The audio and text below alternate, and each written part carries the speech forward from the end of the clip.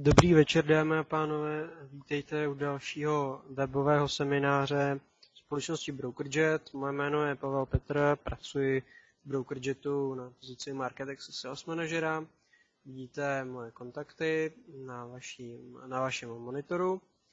V pravé části monitoru vidíte ovládací panel, pomocí kterého se ovládá celá aplikace, respektive celá prezentace. Pokud bych měl začít od toho nejdůležitějšího, co vás může v tom ovládacím panelu zajímat, tak je to chat. Tam mi můžete vkládat svoje otázky, své postřehy k té prezentaci, nějaké třeba připomínky nebo poznámky, k čemu bych se třeba měl ještě vyjádřit nebo něco zopakovat. To tam všechno můžete napsat. Já se k tomu potom později po skončení toho celého webináře vrátím a všechny ty dotazy zodpovím. Druhá část je file transfer. Tam najdete důležité dokumenty, jako je prezentace z dnešního večera. Potom je tam samozřejmě řada dokumentů, které se vztahují k Market Accessu, jako je smlouva k otevření účtu, sazení poplatků a podobně, takže to tam také najdete. Ještě než začneme celou tou klasickou prezentací, já bych se zeptal, jestli máte zvuk a obraz v pořádku. V pravé části, v tom vašem ovládacím panelu úplně nahoře u vašeho jména je malá šipka dolů doprava, tak tam je možnost mi dát nějakou buď zelenou vlaječku nebo smajlíka, abych věděl, že zvuk je prostě v pořádku. Tak vidím, že tady vlaječky se již objevují, takže můžeme s tou samotnou prezentací začít.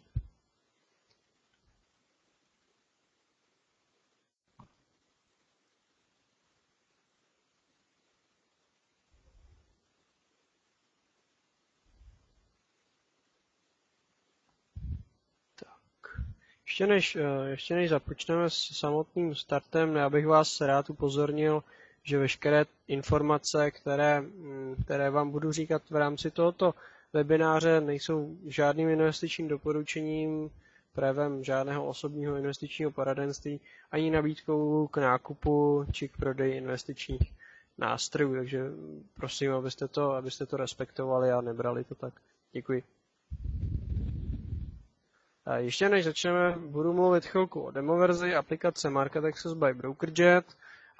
Ti z vás, kteří by měli zájem o tu aplikaci, tak vám ukážu, jak si ji jednoduše stáhnout. Takže já v tuto chvíli přejdu do prohlížeče na stránku Market Access, respektive na stránku brokerjet.cz. V pravé části uvidíte odkaz na stažení, že tam si dáme stáhnout a dostaneme se do jednoduchého formuláře pro stažení demoverze. Vyplníte vaše ctěné jméno a příjmení, telefon, e-mail, zemi a vymyslíte si heslo právě do té aplikace, které budete chtít používat. Potom zmáčknete pokračovat a tím se jednoduše zaregistrujete a získáte tu aplikaci k instalování pro vaše PC. Těm z vás, kteří by chtěli tu registraci udělat teď hned, tak těm vkládám právě teď odkaz do chatu na tento registrační formulář. Samozřejmě můžete to udělat i kdykoliv po webináři právě na stránkách brokerjet.cz. Takže to je k té demoverzi, veškeré ty informace, které se tam generují z tohoto formuláře, tak samozřejmě můžete najít i ve vašem e-mailu, ty vám byly automaticky odeslány při té registraci. Já se nyní vrátím do prezentace, budu chvilinku mluvit o demoverzi a tak nějaký ten krátký čas těm z vás, kteří to chtějí stihnout právě teď, tu minutku, dvě, abyste si tu demoverzi vyřídili. Během toho můžete poslouchat i to, co budu povídat. V Market Accessu je možné tu aplikaci zkoušet po dobu 6 měsíců. Bystřejší z vás si všimli, že v registračním formuláři je ta doba kratší. Je to tak, že po dobu těch 20 dnů je normálně aktivní. My to potom prodlužujeme zdarma, bez nějakého psaní nebo bez nějakého požadavku toho člověka, na 6 měsíců, tak abyste měli možnost si vyzkoušet to obchodování v té aplikaci déle. V aplikaci se vyskytuje zhruba 6 000 instrumentů ve 3 segmentech, ty tu mám také zmíněné v tom slajdu. Jsou to CFD kontrakty, futures kontrakty a Forex. Nejvíc zastoupených kontraktů je CFDs, těch je okolo 4,5 až 5 tisíc. Na futures kontraktech tam se budeme pohybovat okolo čísla 500 těch kontraktů a na Forexu okolo 160 měnových párů, takže myslím si, že ta aplikace nabízí relativně širokou škálu možností, do čeho investovat, takže by si mohl vybrat i sofistikovanější, nějaký zkušenější investor. To samozřejmě nechám už potom na zvážení samotným klientům. Chtěl bych upozornit, že v aplikaci, v té demo verzi, operujete s nějakými fiktivními peněžními prostředky pro možnost pro vyzkoušení si toho obchodování v té demo verzi s tím programem. Je možné tam nastavit výši těch peněžních prostředků, standardně je tam 1 000 000 euro od začátku, takže to je poměrně hodně vysoká částka. Já mám tu zkušenost, že ty vklady se pohybují níže, takže dejme tomu, že byste chtěli například zkusit to obchodování se 100 000 eury, tak samozřejmě můžete si tam těch 100 000 euro nastavit. Já to potom v druhé části toho webového semináře budu ukazovat. Aplikace je v češtině, v dalších světových jazycích, slovenštinu nevyjímaje, takže pokud tady máme kolegy ze Slovenska, tak nemusí mít strach, je tam taktéž slovenský jazyk. Poslední informací je vytvoření vlastního rozložení prostředí, to znamená, pokud máte více těch stanic, kde chcete obchodovat nebo kde byste rádi sledovali ten trh v tom vlastním prostředí, které si vytvoříte, to znamená, myslím tím sestavu určitých oken a grafů a indikátorů v nich, tak je samozřejmě možné toto nastavení uložit jako obyčejný soubor a poslat například e-mailem nebo přenášet pomocí flash disku. To samozřejmě záleží potom už na každém z vás. Já se přesunu dál. Dostávám se k tomu ústřednímu tématu, to je futures kontrakt nebo futures obchodování. Je to, myslím si, hodně zajímavý trh a myslím si, že se odlišuje i tím, že je tam možnost si docela dobře reálně představit to podkladové aktivum, tu komoditu, která zatím třeba stojí, takže to si myslím, že je na tom relativně i lákavé, kromě samozřejmě eventuálně toho zisku nebo toho adrenalínu z toho obchodování.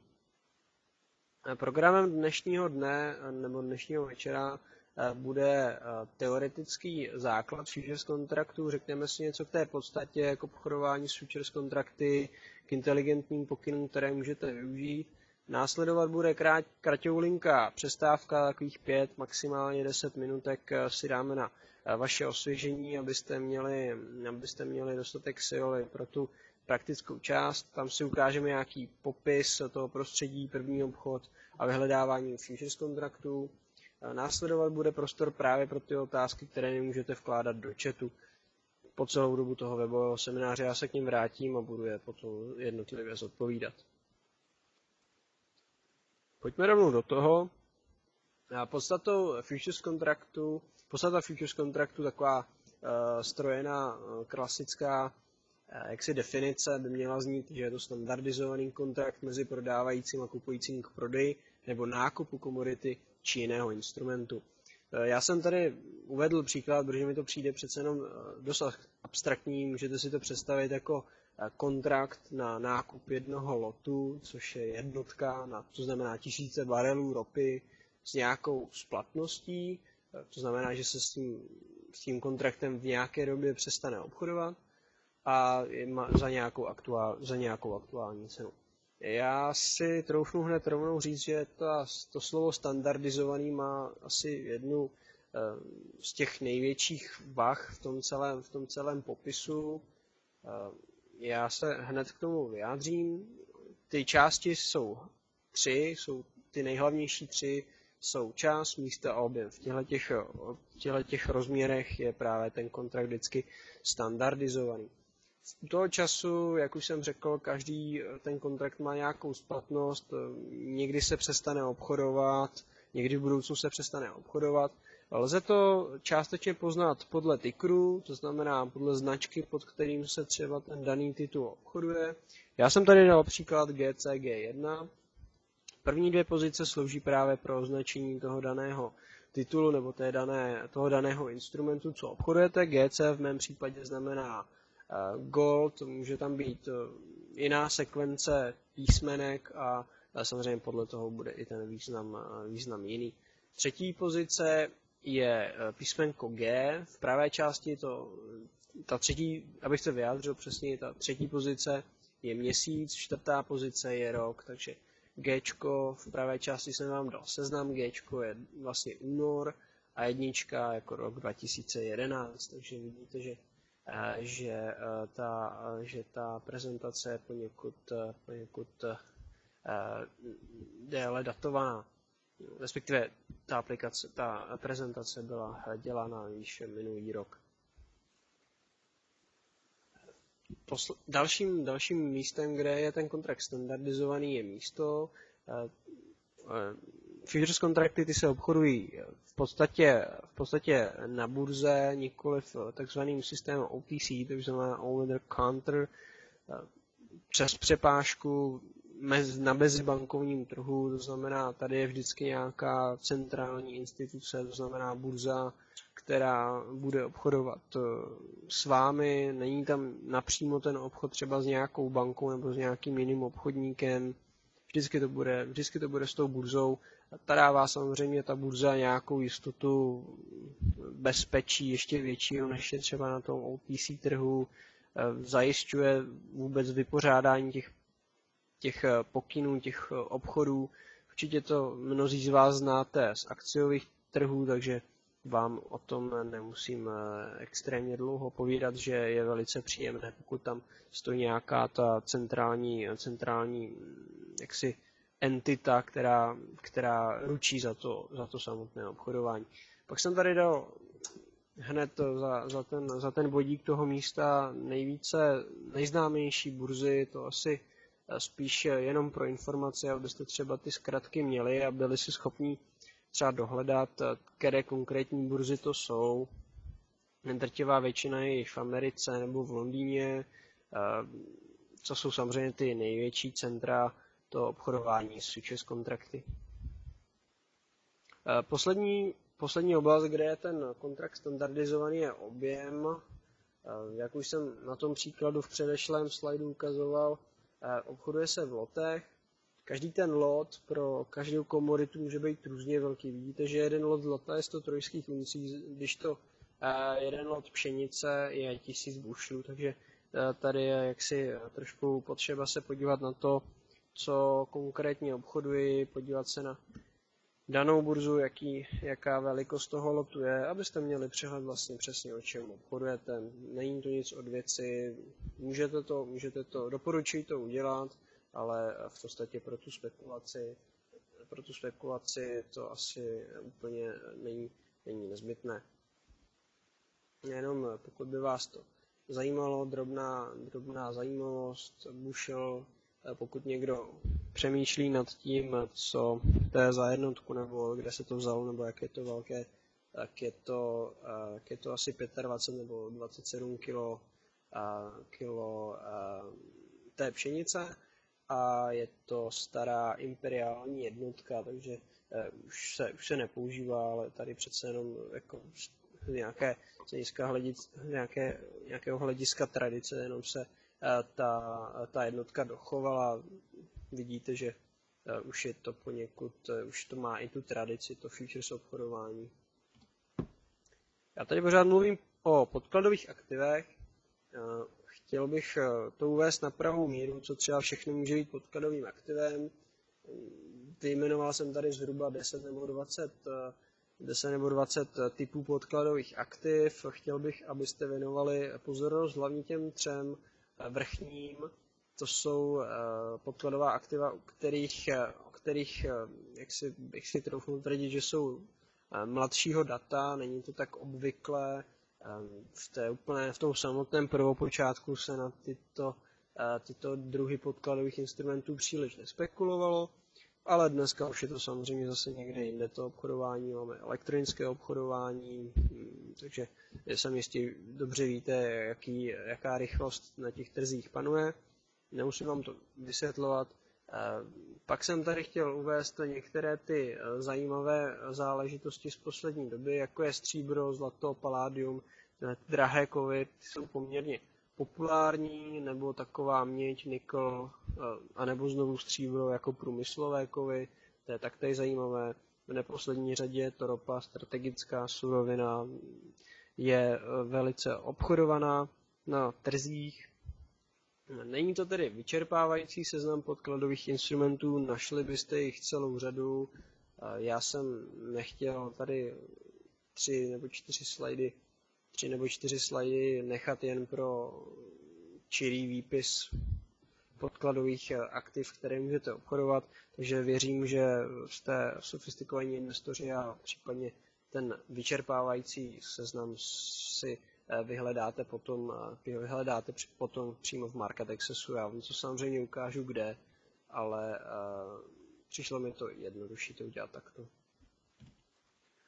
Nejdůležitější věc na vůbec obchodování derivátů a podobných dalších instrumentů, jako jsou futures kontrakty, CFD kontrakty, měnové páry, je použití pákového efektu a využívání tzv. Maržového obchodování. Maržové obchodování je princip, kdy využívám, respektive ten pákový efekt je princip, kdy používám určité množství vlastního kapitálu, to je ta menší výseč, to je těch 10%. To je záležitost, kdy vlastně tu část musím do toho obchodování vložit, musím ji mít na svém účtě a ručím touto částí za ten obchod. Těch zbylých 90% to je cizí kapitál, ten mi půjčí buď market maker, broker nebo někdo na trhu. To se přímo už tady v té aplikaci neřeší, tam se počítá s tím, že pro tohohle retailového obchodníka, jako jsme my, je směrodatné starat se právě hlavně o ten vlastní kapitál, ten cizí kapitál, to už je spíše technická záležitost, je to až tak zjednodušené, že to příliš ten klient řešit nemusí.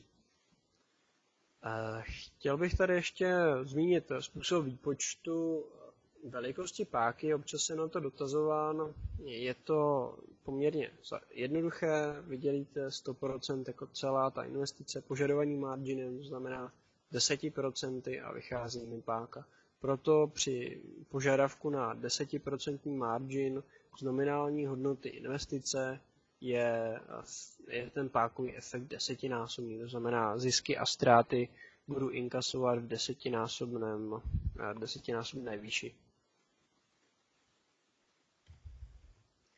Jsem tady připravil krátký příklad právě na to zlato, kdy ten únorový kontrakt se obchodoval za 1318,6 dolarů za jeden lot. Jeden lot je tedy 100 trojských uncí, proto je nominální hodnota celého toho obchodu v tomto případě, odpusťte mi tu nepřesnost, ta cena už zase bude někde jinde, ale v tom mém příkladě je to jenom pro edukativní účely, že lze to použít. Nominální hodnota je 136 950 dolarů. Požadavek na tu počáteční marži je vypsaný přímo v Market Accessu, s tím se nemusíte počítat a v té době to bylo 5739 dolarů. V současné době procentuální vyjádření marže je velice jednoduchý výpočet, kdy já 5739 vydělím právě tím nominálem a vynásobím s tím. To znamená, vychází mi, že na tomto kontraktu by ten maržový požadavek dělal 4,19%. A teď ten výpočet té páky, jak jsem říkal, 100%, vydělím 4,19 a vychází mi 23násobná páka. Takže takhle jednoduše, myslím si, že po tomto příkladu by to mohlo být relativně zřejmé, ten výpočet i ty všechny souvislosti mezi těmi čísly by měly být alespoň jasnější. Samozřejmě prezentaci máte ke stažení ve file transferu, takže kdykoliv se k tomu příkladu můžete vrátit. A já jsem si ještě vymyslel takovou zajímavou věc, takové srovnání. A je to srovnání futures kontraktu na zlato a obchodování samotného zlata. Ty vstupní podmínky budou absolutně stejné. Cena je $1318,6, obchodujeme 100 uncí, v případě toho futures kontraktu je to jeden lot. A vypočítáme si potřebný kapitál pro obchodování. V případě toho futures kontraktu, jak jsme si už naznačili, je to $5739 a u zlata to samozřejmě bude 100 uncí krát ta cena za unci, to znamená $131 860. Budeme spekulovat na to, že cena zlata bude růst z 1318 na $1325 za unci. To samé budeme předpokládat u toho zlata, to je neměnné, to je stejné, tam se nemůže nic změnit. Ta spekulace, dejme tomu, že nám vyjde a získáváme v obou případech skoro $6,5 na každé té jedné unci. V případě futures kontraktu je to relativní vyjádření toho zisku, je to 6,4 na každou unci, takže krát 100 a musím to vydělit tím kapitálem, který jsem do toho investoval. Takže v mém případě je to ten margin, to znamená $5739 a relativní zhodnocení tady je něco přes 11%. V té klasické akcie je to trošku jinak. Tam to zhodnocení je stejné, to je 6,4 krát 100. Ovšem, musel jsem investovat několikanásobně víc prostředků, to znamená těch 131 000, a proto to zhodnocení je 0,48%. Abych vám dokázal, že ta páka opravdu funguje, tak když si vynásobíte 0,48% 23násobnou pákou, tak mi vychází 11,15, to znamená, ten výpočet toho pákového efektu v těch předešlých příkladech byl správný.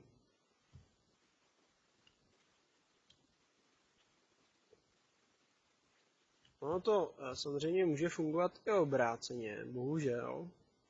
Pro nás, pro obchodníky, bohužel, kde já ztratím $6,4. V případě tohoto vývoje, jak vidíte, tak jsou ty čísla naprosto stejná, jenom jsou s mínusem. To znamená, na tom futures kontraktu já tratím 11%, když to na tom zlatu tratím 0,48%, takže ty zisky a ty ztráty jsou přijímány samozřejmě ve stejné finanční páce. Se tady bavíme o takových spíš ilustrativních, edukativních příkladech.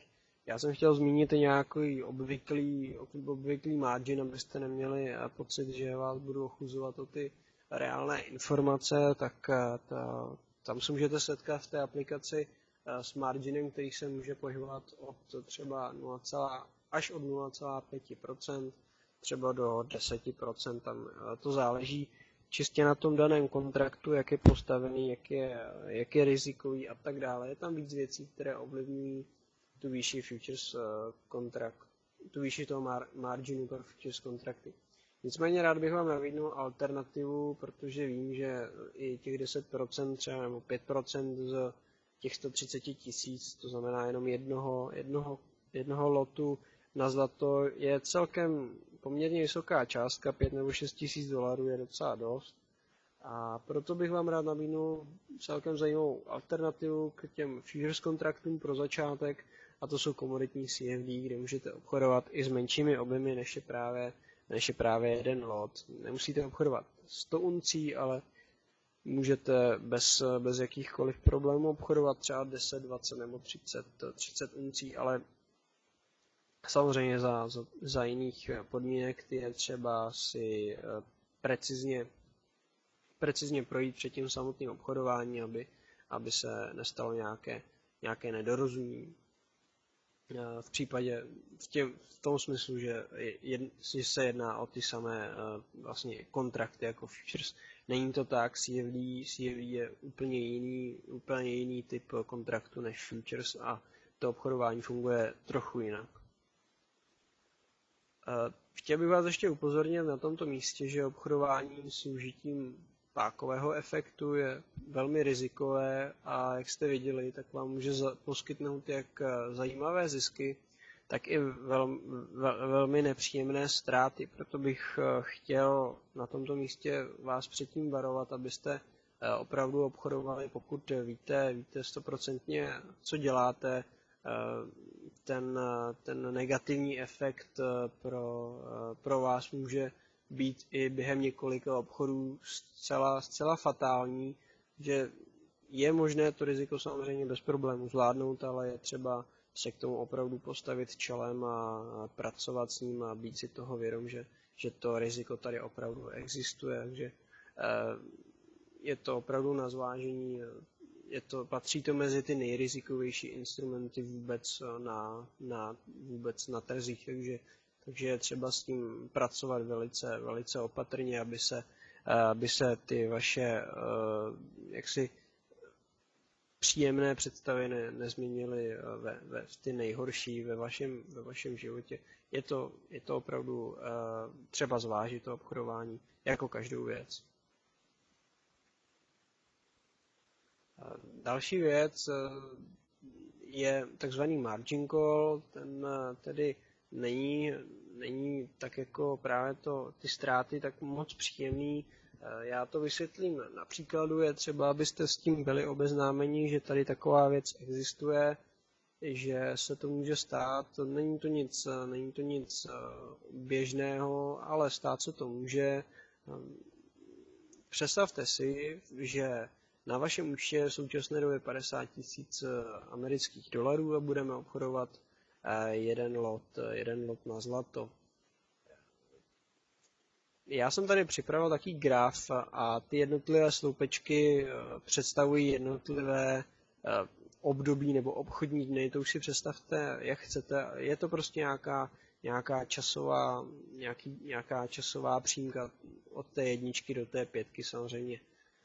Že v té jedničce máme skutečně 50 000 a nakoupili jsme ten jeden kontrakt, to znamená, na tom našem účtě máme blokovaných $5739 jako tu marži. V tu chvíli s touto částkou nemůžeme obchodovat a zbývá nám tam 44 261 dolarů pro eventuální krytí ztrát nebo pro další obchodování právě pro ty další marže. Já se jenom podívám tady do chatu, jestli je tam něco, co je důležité zodpovědět. Ne, to má všechno svůj čas, to ještě počká tyto otázky. Takže jsme za tím prvním obdobím, máme jeden kontrakt na zlato a jdeme do toho druhého období. Hypotetická situace, nechci malovat čerta na zeď, ale ten trh zkrátka dobře jde proti nám, my ztrácíme, ty ztráty hradíme z té disponibilní částky, to znamená v tom druhém sloupci vidíte, že ten sloupec poklesnul někam k 30 000 dolarům celkem.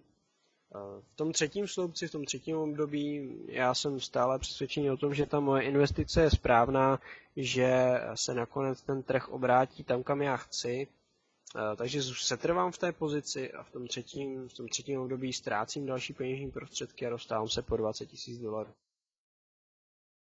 V tom čtvrtém to samozřejmě to akceleruje celá ta moje situace, já prostě už nemám žádné disponibilní prostředky. Mám pouze ty peněžní prostředky, které musím držet v té marži během toho obchodu.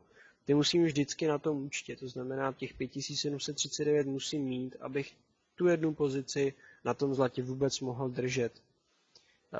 V tom čtvrtém období samozřejmě už nemám žádné disponibilní prostředky. V tom čtvrtém období taktéž využívám veškeré své peněžní prostředky, to znamená 100%, pro pokrytí maržových požadavků. To je důležité si uvědomit. Kdykoliv, kdy se dostanu na tu hranici toho pátého období, to znamená, mám tam už jenom 3640 dolarů, ne těch 5739, tak v podstatě přetěžuji ten účet, protože měl bych tam mít těch 5739, ale mám tam méně. Znamená to využití toho účtu je víc jak 100%. V ten okamžik samozřejmě přichází takzvaný margin call, kdy je vám, kdy jste jaksi kontaktováni a buď je tady možnost uzavřít ty pozice, které držíte, které jsou už tedy extrémně ztrátové a začíná to nejenom být pro vás nebezpečné, ale pro tu stranu, která vám dodala ten cizí kapitál. A v ten okamžik vlastně má možnost ta protistrana, respektive ten broker, s kterým obchodujete, má možnost bez vašeho svolení, pokud nic neuděláte, pokud buď neuzavřete sami ty pozice, anebo jaksi nedoplníte tu likviditu na ten váš účet, tak je možné ty vaše pozice uzavřít bez vašeho svolení. Ale děje se to velice ve výjimečných případech, děje se to třeba na mnohem vyšších hladinách, než je třeba 105 nebo 110%, ale zase na druhou stranu nedokážu vám to zaručit, že to bude až třeba na 130%. Každý ten instrument je trošičku jiný, pro každý ten instrument taktéž platí jiná pravidla toho margin callu, to samozřejmě je potom v závislosti na tom brokerovi. Ale chtěl bych vás na tohle upozornit, abyste o tom věděli, abyste se tomu třeba případně vyhli, ideálně používat aspoň nějaké stop lossy, prostě vyvarovat se této situaci, je to nepříjemnost, kterou si můžeme všichni ušetřit, takže je to samozřejmě jednodušší bez všech těchto záležitostí, to obchodování. Na druhou stranu říkám, už jsem i měl tu zkušenost, že jsem viděl jeden nebo několik těch margin callů, samozřejmě nějak byly řešené, ale není to vůbec obvyklá záležitost, takže nemusíte mít strach, že by to bylo dnes a denně.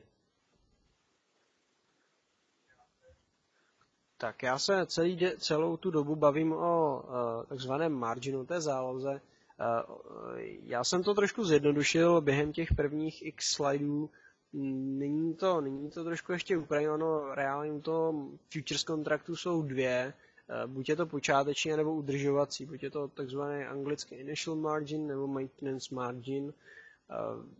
Tu počáteční, to je to, o které jsme se pořád bavili, to je těch $5739. Já jsem to zjednodušil, aby to bylo pro vás jaksi z začátku průzračnější.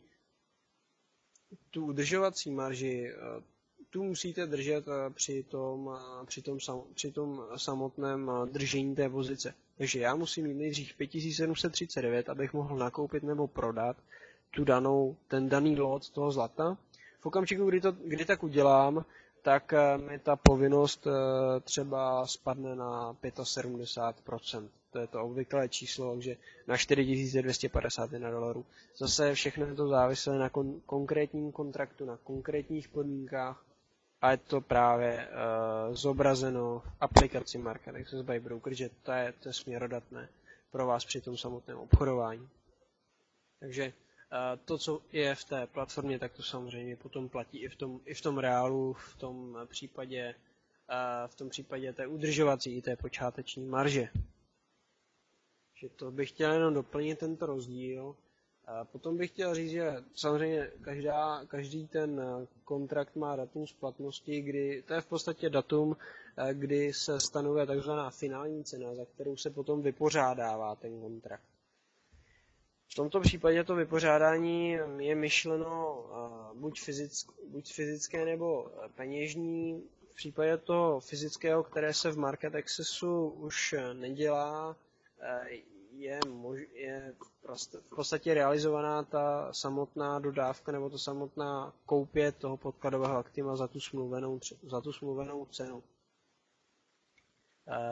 Většinou, nebo v drtivé většině už dneska ty platformy používají spíš peněžní vypořádání, to znamená, v podstatě se ta pozice uzavře a dejme tomu, já jsem nakoupil za 75, ta vypořádací hodnota je 100, takže mně bude vyplacen zisk těch 25 dolarů a já mám možnost, pokud si dál obchodovat na tom daném titulu, tak můžu otevřít další kontrakt s delší dobou splatnosti a samozřejmě pokračuji dál v tom obchodování.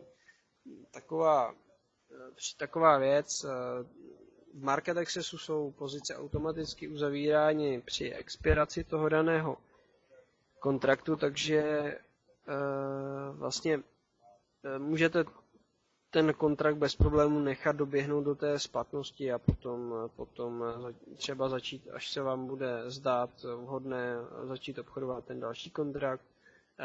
Není tam možnost toho, že by ten program sám ty pozice přeroloval, to znamená, vy vždycky po skončení té expirace musíte ručně, vlastně ten uživatel musí otevřít ty pozice znovu, protože samozřejmě ta aplikace je relativně chytrá, nicméně není chytrá natolik, aby poznala, jestli to, že jste ty pozice nechali expirovat, jestli to byl záměr, anebo to bylo opomenutí, takže samozřejmě potom to otevření toho dalšího kontraktu je potom na tom samotném obchodníkovi, aby to ohlídal, aby si uvědomil, co je pro něj výhodné, nebo jaký je jeho záměr. Takže to je důvod pro to, proč ten program automaticky ty pozice neotevírá. Máme tady nějaké důvody toho obchodování, jsou dva, historicky ten starší, to je zajištění neboli hedging, pak je to spekulace, to je asi ten důvod, který přivádí drtivou většinu z vás. A my začneme nějakým způsobem chronologicky, to znamená u toho zajištění.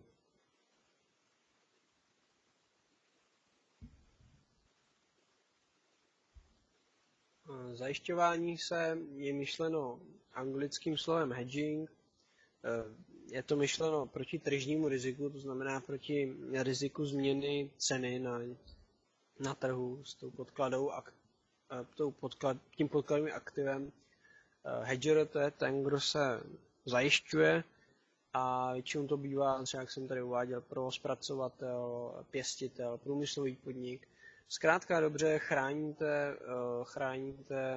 cenu proti růstu anebo proti jejímu poklesu, to záleží, v jaké pozici se nacházíte. Já jsem sem vložil příklady, například u toho shortu je to tradičně nějaký pěstitel, který potřebuje zajistit tu cenu na tom trhu, to znamená, buď vydělá na té své produkci, když je jí málo, samozřejmě když je málo pšenice, tak cena jde nahoru, tak na tom vydělá, no anebo když by byla ta produkce té pšenice nadprůměrná, tak samozřejmě cena je dolů a on by na tom tratil, tak potom vydělává na tom futures kontraktu, protože on bude vždycky stát short v tomto ohledu. Obrácená long pozice, tak bude samozřejmě víc vyhovovat nějakému podniku, který potřebuje nakupovat nějakou komoditu, ten se chrání proti růstu právě té ceny komodity, to znamená v případě toho růstu té komodity, tak při té své výrobě bude nakupovat za vyšší ceny, nicméně bude mu to kompenzováno prostřednictvím toho futures kontraktu, který bude ziskový v tom okamžiku, kdy bude long. Takže takhle to funguje, samozřejmě prostudujte si ty krátké příklady, to si myslím, že by mělo být dostatečně vyřečené na to, aby to bylo úplně jasné do detailu.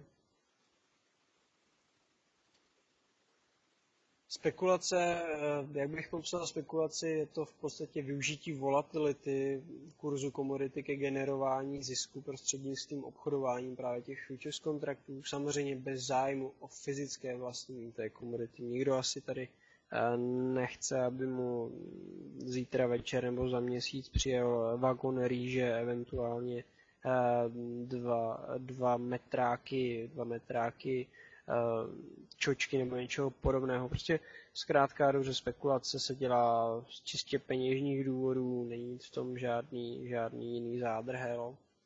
Jsou dvě možnosti, buď spekulovat long nebo short. Ta long spekulace je to na růst ceny, to znamená, že ten graf bude stoupat vzhůru, nebo short, že bude klesat. Co ovlivňuje cenu komodit? Je to například počasí, postavení nabídky, poptávky, zprávy a pak jsem tady napsal samozřejmě zkratku etc. Ono těch věcí může být samozřejmě mnoho. I kdybych udělal 30 odrážek, tak třeba nedokážu obsáhnout úplně všechny. Pro každou tu komoditu je to trošku jinak. A je třeba si prostě vybrat nějakou komoditu, která vás zajímá a jít do hloubky, abyste plně porozuměli těm pohybům, které se na tom grafu třeba udály. Pokud chcete nějakým způsobem zohledňovat i fundamentální faktory v té své analýze toho daného titulu. Já se tady zaměřím na to počasí.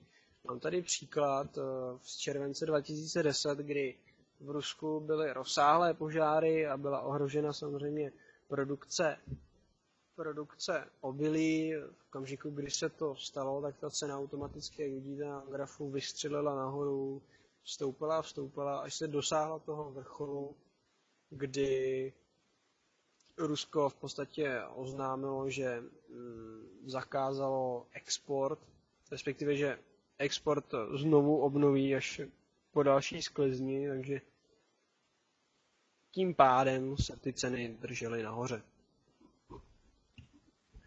Nabídka versus poptávka. Já jsem při tom uvažování, jak tu prezentaci koncipovat, zvolil si tu nejvíce markantní cestu nějakého primárního trendu, který vám bych chtěl třeba teď nějakým způsobem alespoň částečně popsat. Samozřejmě pro to intradayní obchodování ten primární trend několikaměsíční nebo několikaletý není vhodný, ale dokážete si alespoň děláte si představu o tom, jak by to třeba mohlo i pro to krátké období fungovat. Já jsem přemýšlel o té poptávce, tak jsem si vzal tu nejlidnatější zemi na světě, která má vysoký růst HDP. Jedná se o zemi, kde se vyrábí spousta věcí, určitě i ve svém okolí není na stole, máte nějakou věc, která třeba pochází právě z Číny. Říká se jí manufaktura světa a samozřejmě tu manufakturu světa musí nějakým způsobem nějaké energie pohánět a z něčeho musí být vyráběno, to znamená nějaké komodity, určitě se tam budou nějaké komodity importovat, nebude 100% Čína soběstačná ve všech oblastech svého průmyslu. Co samozřejmě bude určitě generovat poptávku po komoditách a po energiích. Jsem se podíval před tou dobou, kdy jsem tu prezentaci vytvářel, na import ropy a vidíte, že na 6. místě v tom slajdu z Bloombergu, v tom obrázku z Bloombergu, tak Čína patří mezi jedny z největších importérů té ropy. Tady je to dokonce v tisících barelech za den. Znamená, tady máme 4 miliony 710 tisíc barelů ropy denně. Když se podívám do toho pohledu hlouběji, tak v tom 4. sloupci je meziroční změna toho importu, takže není výjimkou, když tady najdu 31% růst nebo 32% růst. Takže samozřejmě ty čísla jsou mnohdy dvojciferná a ten vývoj se zatím se nezdá, že by se ten vývoj měl nějakým způsobem měnit, takže uvidíme do budoucna, jak se to vyvine, nicméně tady na tom je to jasně nakreslené, ta spotřeba prudce roste a asi zatím to nevypadá na to, že by se to nějakým způsobem mohlo změnit. Když jsem přemýšlel o té nabídce, jak ji zachytit, tak jsem šel cestou opravdu těch největších nalezišť ropy z nějaké roční výroční zprávy OPECu. V roce 2008 jsem získal data o největších 20 ropných polích podle produkce. A když se v tom 4. sloupci podíváte na to datum nejblíže té naší současnosti, tak je to rok 1985, kdy bylo objeveno jedno z těch největších ropných polí v Azerbajdžánu.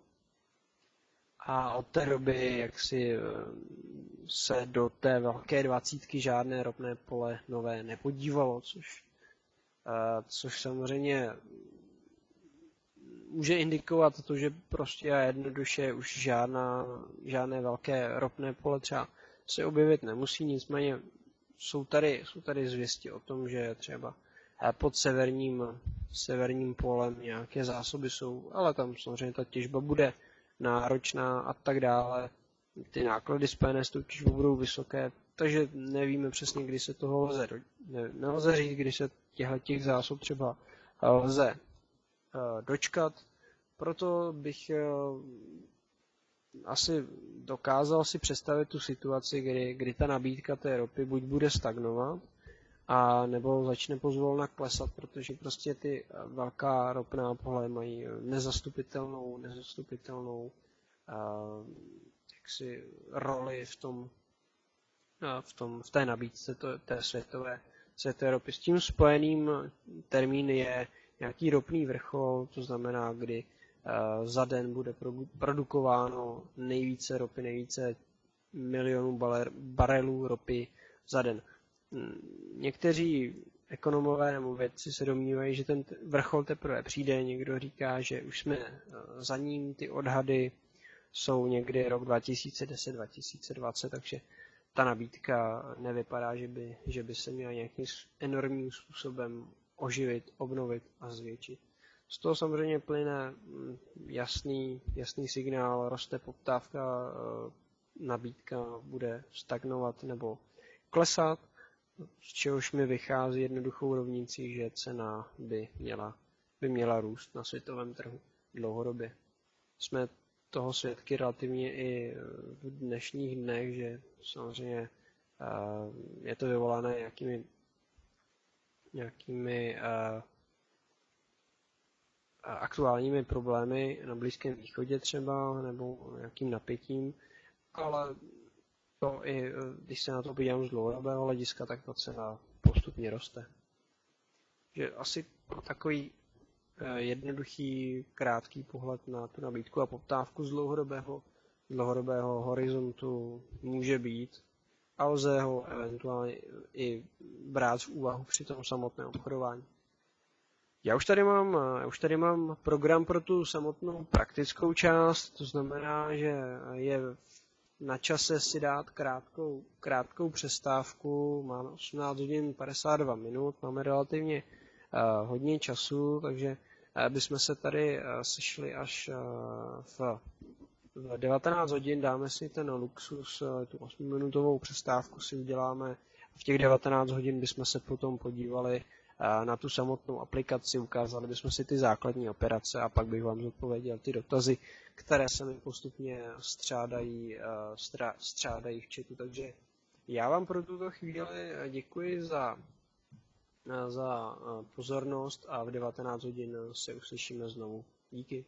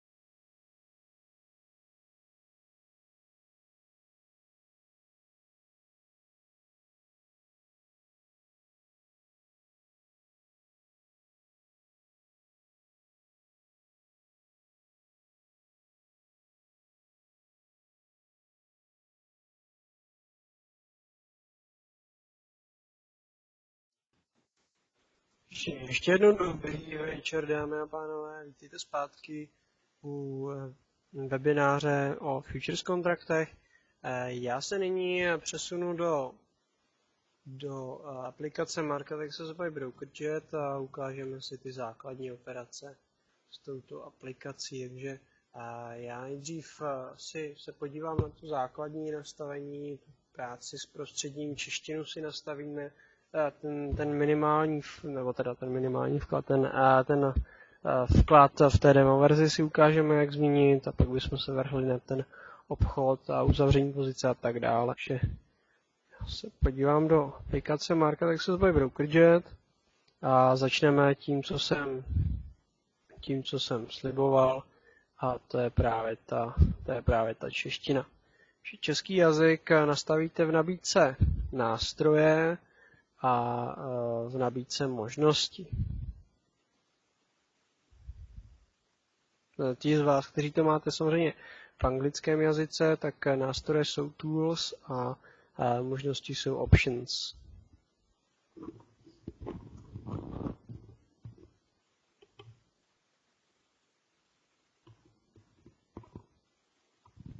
Tak a v této nabídce přejdeme do té druhé záložky vlevo, což je language, to je jazyk, a hned v první rolovací záložce je možnost zakliknout česky, což je třetí odzhora, anebo čtvrtá od spoda je Slovák, pokud bychom tady měli skutečně kolegy ze Slovenské republiky.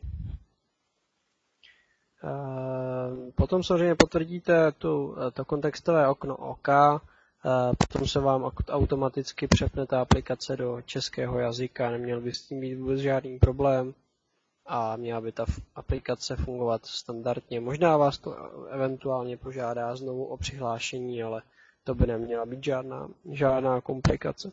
Tak to je ten český jazyk. Teď si ukážeme ještě tu změnu té částky, co si najdete v účtu, to si najdete v nabídce účet a resetovat zkušební účet.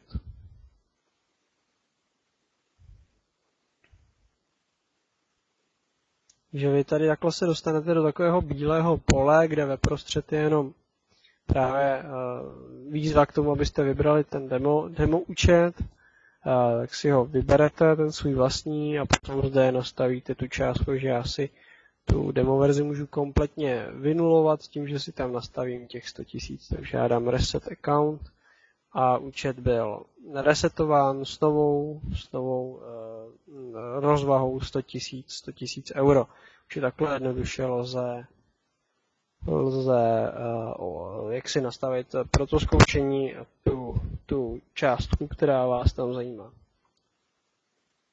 Nyní se vrhneme na ten samotný obchod. Proto předvedení asi nejjednodušší bude se podívat na Forex, protože tam je stále ten trh online, takže budeme mít možnost obchodovat přímo pomocí pokynu trh, takže já se tam přepnu rovnou.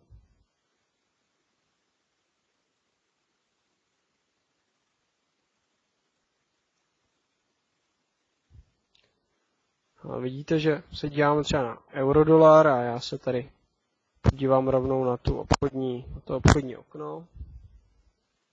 Takhle si ho můžu dát doprostřed. Vidíte, tady možnost vybrat účet, potom si tady můžete vybrat ten měnový pár, u těch futures kontraktů nebo u CFD kontraktů byste měli možnost vybrat daný titul, který chcete obchodovat. To je tu možnost zvolit datum vypořádání, pokud vás nezajímají forwardy nebo nějaké další ještě sofistikovanější instrumenty, tak tam bez jakýchkoliv skrupulí vždycky nechte spot, a to je ta standardně přednastavená jaksi hodnota, kterou můžete používat. A jako 99% obchodníků právě ten spot to využívá a preferuje. Samozřejmě následuje částka nebo objem, to záleží na daném titulu. Tam si můžete samozřejmě ty částky i nastavit. Tady konkrétně je to ve škále od 5 do 20 milionů a samozřejmě já to množství můžu editovat pomocí té poslední nabídky v té roletce. Tady si to můžu změnit, to nastavení těch jednotlivých položek v té roletce. Takže to je další možnost. Ty nejdůležitější dvě věci, to jsou právě ta obchodní tlačítka, to jsou ty dva velké čtverce nebo dva obdélníčky. Jeden je samozřejmě pro nákup, druhý je pro prodej, takže já například v tuhle chvíli chci nakoupit, tak si kliknu na nabídku, okamžitě mi přichází konfirmace toho obchodu, co bylo zobchodováno, kdy, za jakou cenu, eventuálně je tady i číslo té pozice. Takže to provedení toho obchodu je velice jednoduché, tohle okno můžu zavřít. Teď vím jasně, že jsem na tom instrumentu udělal obchod, jak si ho zobrazím, jak se podívám, jak jsem na tom. To si dám tak si zvolím nabídku účet, dám si přehled účtu. A zde již vidíte 3 tabulky, které slouží právě k sledování celého toho vašeho účtu. Ta první, to je sumář hotovosti a pozic, tam jsou různé informace o tom, jak jste na tom s penězi, například velice důležitý řádek nerealizovaná hodnota pozic, to je moje aktuální ztráta třeba konkrétně z té jedné pozice. Pokud bych těch pozic měl víc na různých instrumentech, tak se to samozřejmě tady bude sčítat. V tom přehledu marží tam si můžete udělat přehled o tom, jakou část svého účtu využíváte právě pro ty marže, kolik vám tam ještě zbývá volných peněžních prostředků pro ty maržové obchody. Pak je tam nějaké grafické vyznačení toho, kolik procent účtu využíváte právě pro ty marže. V tuhle chvíli já využívám 10%. A to z toho důvodu, že jsem obchodoval pravděpodobně milion euro, takže z toho je nějaká 10 000 marže, což je 10% ze 100 000, což je moje startovací částka. Hned úplně dole pod tím jsou otevřené pozice, vidíte, že jsem obchodoval na eurodolaru, dlouhá pozice, to znamená spekulace na růst. Mám tady částku, otevírací cenu a aktuální cenu, proto abych mohl srovnat, jak jsem na tom, automaticky generovaný profit anebo profit v eurech plus samozřejmě ještě profit v procentech. Takže tohle jsou takové ty základní metriky nebo základní informace o tom vašem účtu, ty můžete nějakým způsobem sledovat. Nejjednodušší způsob, jak pozici uzavřít, je vrátit se do toho obchodního pole, teda obchodního okna s tím daným titulem. Já tady vidím, když si rozbalím tu roletku s tím objemem nebo s tou částkou, tak tady dole vidím neto 1 milion. Neto znamená v podstatě, že mi to počítá čistou pozici, takže já jsem 1 000 000 euro long. Takže já si zvolím ten 1 milion a abych tu pozici vyrovnal, protože je long, tak musím prodávat, to znamená musím short. To znamená, já prodám, co jsem nakoupil, zavřu a tím je ta moje pozice uzavřená. Když se podívám zpátky do toho sumáře účtů, tak vidíte ty otevřené pozice tady dole se mi změnily tak, že já tady mám pořád eurodolar. Tentokrát už tu mám název čtverec, to znamená, že je ta pozice uzavřená. Aktuální otevírací cena částka, nic tady takového není. Jen tady profit, takže já jsem během té chvilinky tady, co jsem to předváděl, jsem inkasoval ztrátu 610 dolarů a nebo v přepočtu do eur je to 453 euro. Takže takhle jednoduše se to nechá udělat transakce. Myslím si, že to nic extrémně složitého, dá se to bez problémů zvládnout a myslím si, že po nějakém třeba dvoudenní nebo týdenním pracování průběžně v té aplikaci nebudete mít sebe menší problém s tím tu aplikaci spustit, udělat obchod, uzavřít obchod a podívat se na to, jak ta celá transakce dopadla. To je k tomu úplně absolutnímu základu. Ještě si ukážeme nástroje a průzkumník instrumentů. To je nástroj pro vyhledávání kontraktů nebo pro vyhledávání instrumentů, které můžete obchodovat. Samozřejmě, jak vidíte, můžete to tady procházet podle stromové struktury. Rád bych vás upozornil na to, že je možné obchodovat CFD kontrakty na pražské burze, to znamená, máme tady AA Group, CET, ČES, Erste, Fortunu, ty známe společnosti právě z indexu PX, takže je možné je i tady obchodovat, na páku samozřejmě. Jsou tady různé forexové tituly, lze tady vyhledávat i podle klíčového slova, k tomu slouží právě ten horní řádek hledat, takže já si například napíšu gold jako zlato a ta aplikace Market Access mi vyhledá všechny instrumenty, které se nějakým způsobem vážou nebo mají obsaženo v sobě slovo gold. Takže já vidím, že třeba na Globexu, což je trh pro futures, můžu obchodovat právě to zlato. Takže takhle jednoduše se tam dá vyhledávat. Můžete si to i nějakým způsobem omezit podle těch kategorií, k tomu slouží ty 3 tlačítka FX, CFD a Futures, ta barevná tlačítka nahoře v tom panelu toho průzkumníku instrumentu, abyste omezili ten výběr. Tak, já se teď podívám na to, co je ještě nezbytně, a teď přemýšlím, co je ještě nezbytně důležité, aby jsme si ukázali.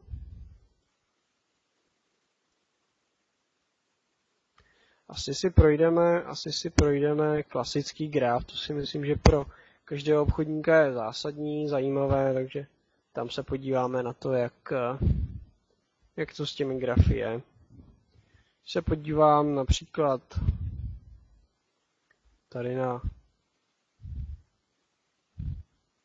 ten graf, zrovna tohle to je kakao, tuším, tak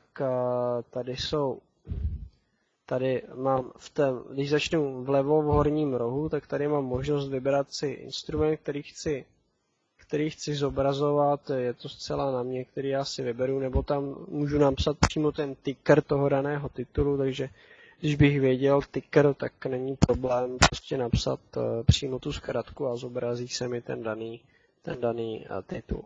Je tady možnost vybrat si nějaký časový rámec, takže já si tam třeba dám denní graf, aby každá ta svíčka představuje, ta čárka v tom grafu představuje jeden den.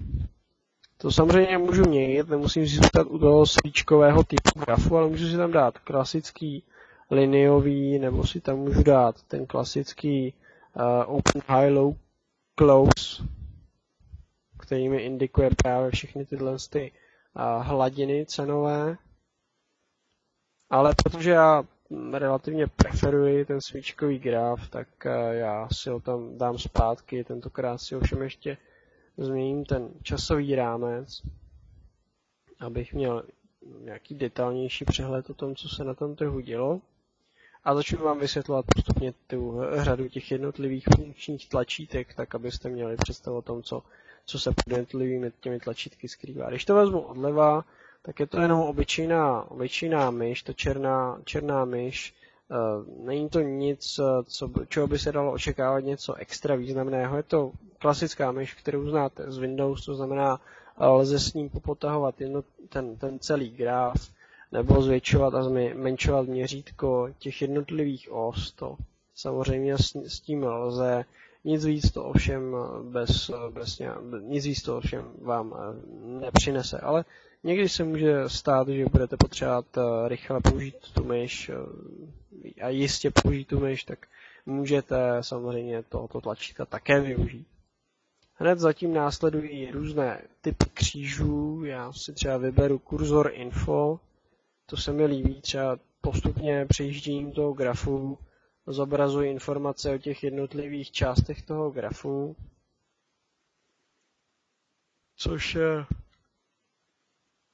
může být příjemné v případě, že potřebuji přesná data o těch daných jednotlivých svíčkách. Následuje tlačítko pro zobrazení statických informací. Vidíte, jak vlevo na monitoru se mi zobrazuje právě nejvyšší, nejnižší cena, otevírací a poslední cena. Taky se mění v závislosti na tom, jak popotahuji tu myš, jak vybírám vlastně tu danou svíčku, kterou chci zobrazovat.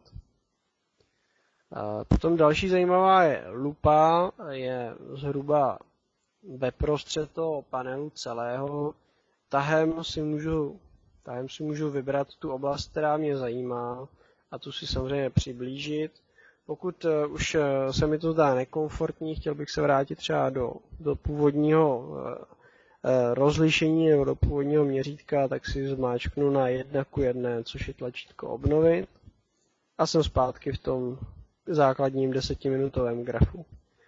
Ta nejdůležitější nabídka jsou studie, samozřejmě tady najdete různé technické indikátory pro analýzu toho grafu, pro nějaké nastavení, pro procházení toho grafu a tak dále. Tam je možno si nastavit všechny ty typy jednotlivých indikátorů, vyzkoušet si je, projít si je hezky. Záleží samozřejmě strašně na vás, které ty instrumenty nebo ty indikátory využijete pro tu svoji analýzu. Poslední, kterou si vysvětlíme, jsou čáry a grafy. Tady můžete malovat různé čáry, Fibonacciho posloupnosti, dát si tam popisky, nějaký text do toho grafu, pokud potřebujete něco si poznamenat, co se tam třeba dělo, to je samozřejmě možné. A abyste se potom později k tomu mohli vrátit, nemusíte to mít na papíře před vámi, ale přímo v tom grafu na místě, kde to má být.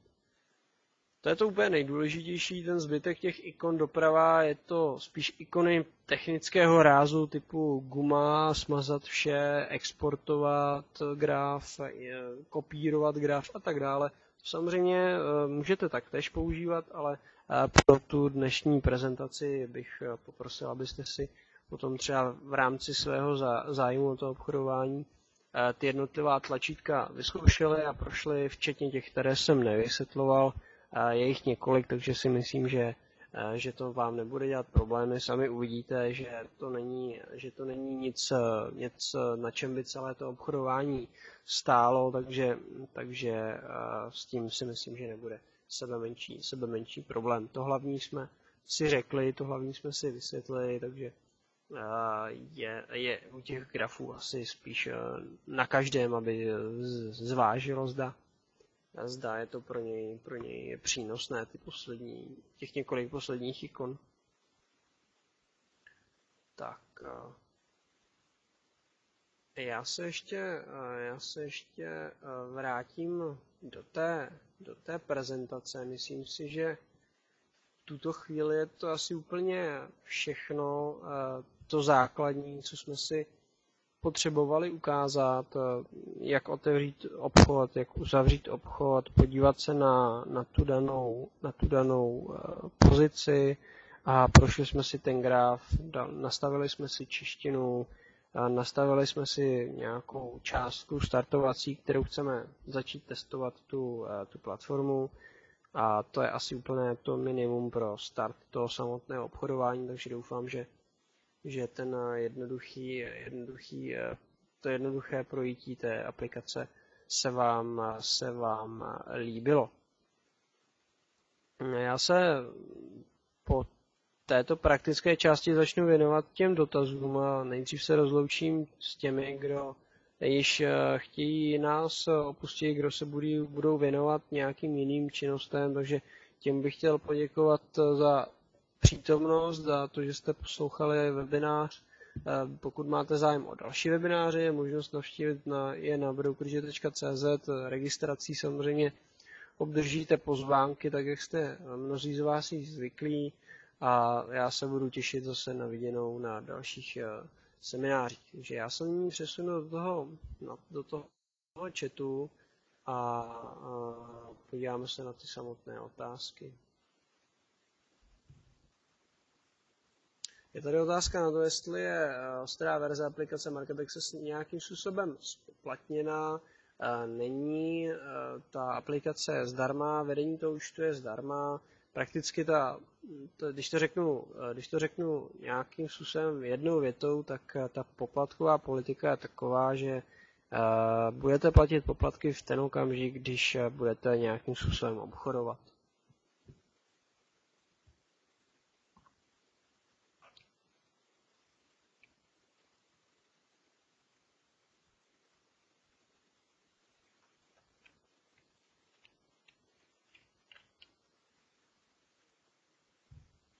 Tady je další otázka, jestli lze chápat futures kontrakt nějakého měnového páru jako jakousi odhadovanou cenu, některému se trh blíží ve vztahu ke spotovému obchodování. To je spíše záležitost forwardu než futures kontraktu, takže úplně bych to tak nechápal, i když asi by se to teoreticky nějakým teoretickým způsobem asi dalo. Spíš ten forward je blíže tomu, co vy byste jaksi považoval za nějaký odhad toho. A tady jasně došlo k nedorozumění, tak bylo míněn forward. V podstatě ten forward je postavený na tom spotovém kurzu.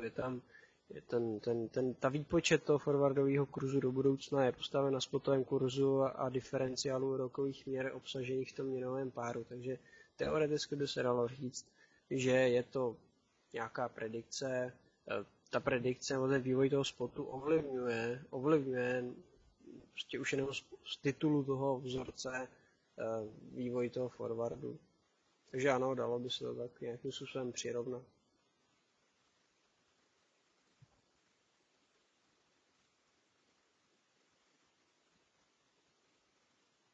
Tady je otázka, jestli se platí za cizí kapitál nějaký úrok. V případě toho futures kontraktu se tam žádný poplatek neplatí nebo nějaký úrok. Otázka je, proč se kapitál vůbec doplňuje, když se jedná o budoucí obchod. Tak je to v podstatě tak, že vy si ten kontrakt v podstatě kupujete teď, ale to vypořádání je právě až té budoucnosti, takže vy reálně děláte ten obchod teď. Že dnes nakoupím kontrakt na to, že budu mít možnost eventuálně koupit, ale to je jenom hypotetická vlastně možnost, protože v případě právě toho futures obchodování v Market Accessu se jedná vždy o to peněžní vypořádání, takže tam potom ve finále není možnost jak si nakoupit to podkladové aktivum, na které spekulujete.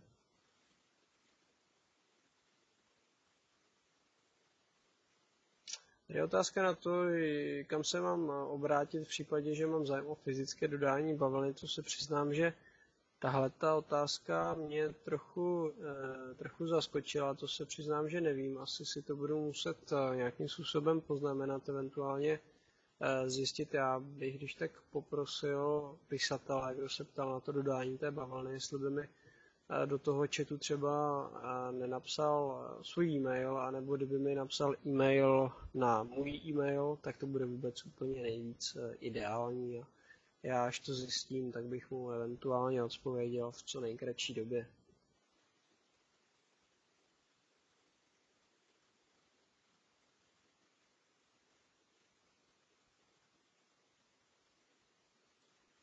Je tady dotaz, dobrý den, kde bych teoreticky měl zájem obdržet dodávku obilí. Stačí držet kontrakt až do doby expirace. A právě já jsem říkal, že tady v podstatě není možné obdržet to podkladové aktivum, to znamená to obilí, Tady jenom v podstatě se využívá té volatility, která se tam tvoří na tom samotném trhu s těmi podkladovými aktivy.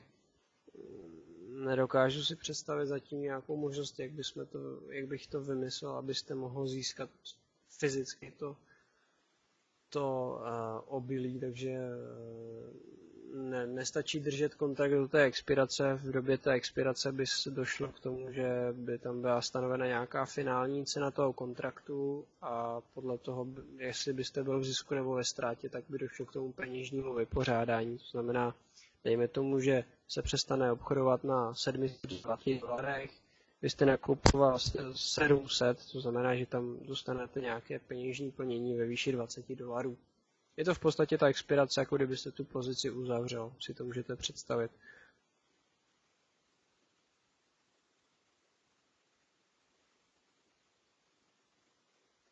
Tak zatím další otázky nejsou, takže se dohodněme, že v 19 hodin a 35 minut bychom eventuálně v případě, že to bude nějakým způsobem vypadat stejně, že bychom ten dnešní webinář uzavřeli v případě, že to uvidím, že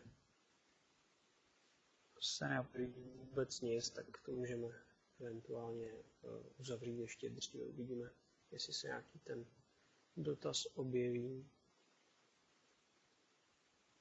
Samozřejmě máte možnost se ptát i nejenom na futures kontrakty, ale můžeme se eventuálně bavit, pokud by to někoho něco zajímalo o Forexu nebo o CLE kontraktech, tak to také ve své podstatě není problém.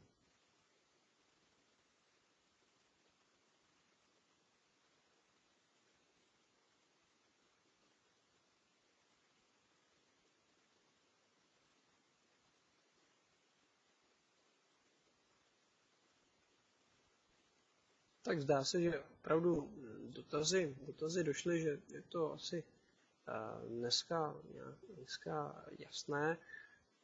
V tom případě já jsem rád, že ta prezentace vám byla naprosto jasná. Doufám aspoň v to, že byla jasná. Děkuji za vaši účast. Rád bych